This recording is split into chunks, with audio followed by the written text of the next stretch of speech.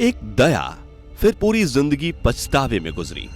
वो एक पल 60 लाख मासूमों की मौत की वजह बन गया था।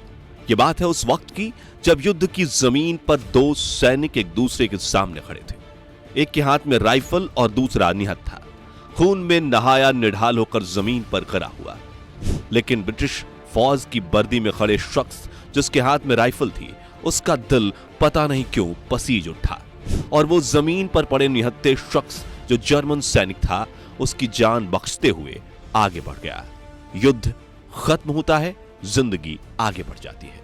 फिर कुछ दशकों बाद अचानक एक रोज ब्रिटिश फौज के सामने एक पेंटिंग आती है। पेंटिंग में खुद था और उसके साथ में उस जर्मन सैनिक की तस्वीर भी थी। तस्वीर देखकर उसे एहसास होता है कि जिसे वो अपनी जिंदगी का सबसे नेक पल समझ रहा था, वो एक पल 60 लाख मासूमों की मौत की वजह बन गया था। क्योंकि जिस निहत्थे सैनिक की जान उसने बचाई थी, वो कोई और नहीं, अडोल्फ हिटलर था। तो आज के इस वीडियो में हम आपको बताएंगे कि आखिर हिटलर के साथ ऐसा क्या हुआ जिसने हिटलर को हिटलर बनाया।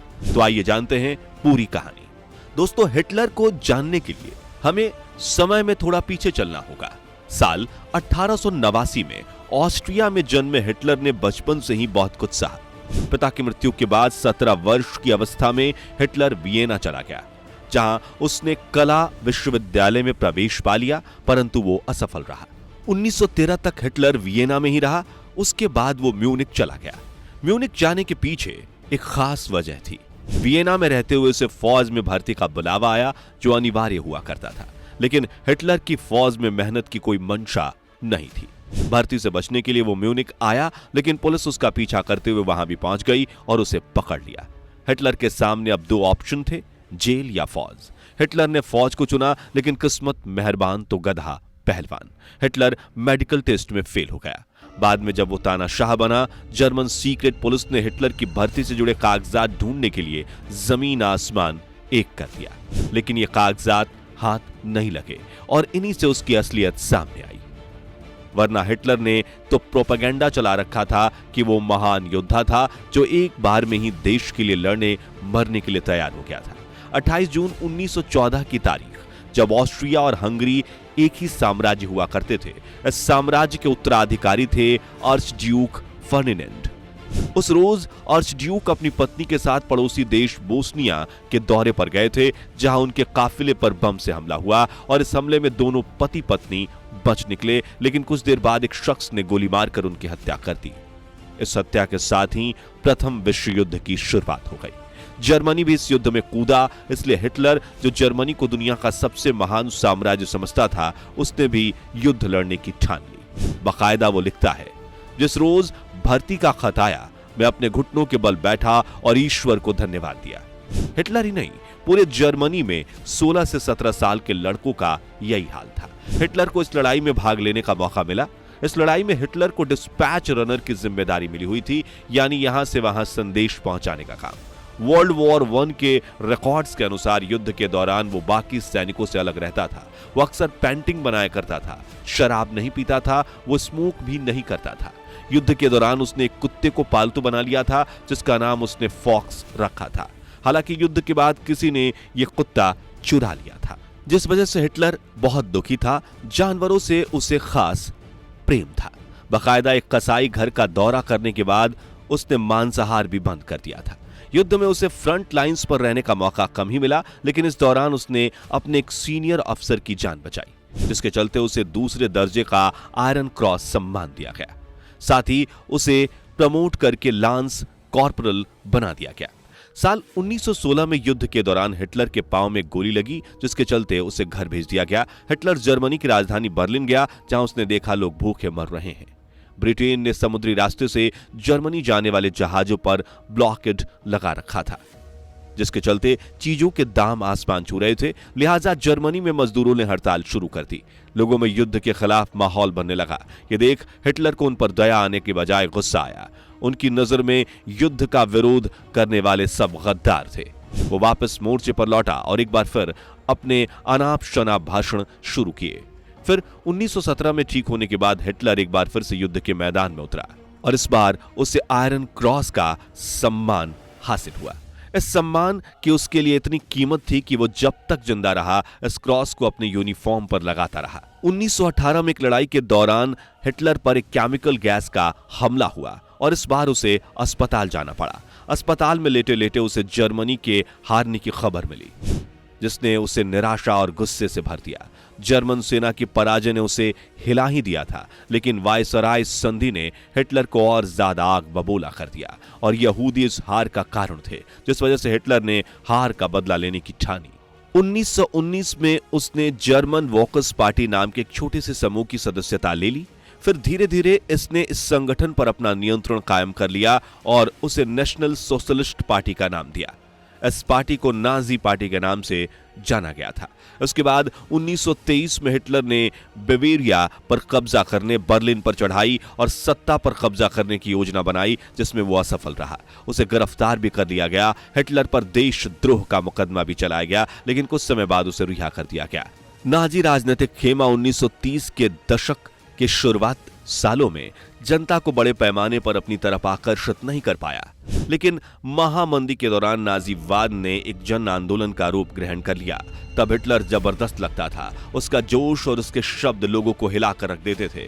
वे अपने भाषणों में एक शक्तिशाली राष्ट्र की स्थापना, वायसराय संधि में हुई नाइंसाफी के प्रतिशोध और जर्मन समाज को खोई हुई प्रतिष्ठा वापस दिलाने का आश्वासन देता था। उसका वादा था वो बेरोजगारों को रोजगार और नौजवानों को एक सुरक्षित भविष्य देगा। उसने आश्वासन दिया कि वह देश को विदेशी प्रभाव से मुक्त कराएगा और तमाम विदेशी साजिशों का मुंह तोड़ जवाब देगा। हिटलर ने राजनीति की एक नई शैली रची थी। वह लोगों को गोलबंद करने के लिए आडंबर और प्रदर्शन की अहमियत समझता था। हिटलर के प्रति भारी समर्थन और लोगों में एकता की भाव पैदा करने के लिए नाजियों ने बड़ी रैलियों और जनसभाओं को आयोजित किया। नाजियों ने अपने प्रचार के जरिए हिटलर को एक मसीहा, एक रक्षक, एक ऐसे व्यक्ति के रूप में पेश किया जिसने जनता को तबाही से उबारने के लिए ही अवतार लिया था। 30 जनवरी 1933 को राष्ट्रपति हिंडेनबर्ग ने हिटलर को चांसलर का पद संभालने का अवसर दिया। यह मंत्रिमंडल में सबसे शक्तिशाली पद था। 3 मार्च 1933 को प्रसिद्ध विशेषाधिकार अधिनियम पारित किया गया।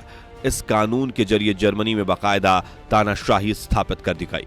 इस कानून में हिटलर को संसद को हाशिए पर धकेलने और केवल अध्यादेश के जरिए शासन चलाने का अधिकार प्रदान किया। विदेशी नीति के मोर्चे पर भी हिटलर को बहुत ही कामयाबी मिली। 1933 में उसने लीग ऑफ नेशन से पल्ला झाड़ लिया। 1936 में उसने राइनलैंड पर दोबारा कब्जा किया और एक साम्राज्य, एक नेता के नारे की आड़ में 1938 में उसने ऑस्ट्रेलिया को जर्मनी में मिला लिया। इसके बाद उसने चेकोस्लोवाकिया के कब्जे वाले जर्मन भाषी स्टूडेंटलैंड प्रांत पर कब्जा किया और फिर पूरे चेकोस्लोवाकिया को हड़प लिया। इस दौरान उसे इंग्लैंड का भी खामोश समर्थन मिल रहा था, क्योंकि इंग्लैंड की नजर में वायसराय की संधि के नाम पर जर्मनी के साथ बड़ी नाइंसाफी हुई थी। इसके बाद 1939 में हिटलर ने पोलैंड पर हमला कर दिया। इसकी वजह से फ्रांस और इंग्लैंड के साथ भी उसका युद्ध शुरू हो गया। सितंबर 1940 में जर्मनी ने इटली और जापान के साथ एक त्रिपक्षीय संधि पर हस्ताक्षर किए। इस संधि से अंतर्राष्ट्रीय समुदाय में हिटलर का दावा और मजबूत हो गया। यूरोप के ज्यादातर देशों में नाजी जर्मनी का समर्थन करने वाले कठपुतली सरकारें बिठा दी गईं। 1940 के अंत में हिटलर अपनी ताकत के शिखर पर था।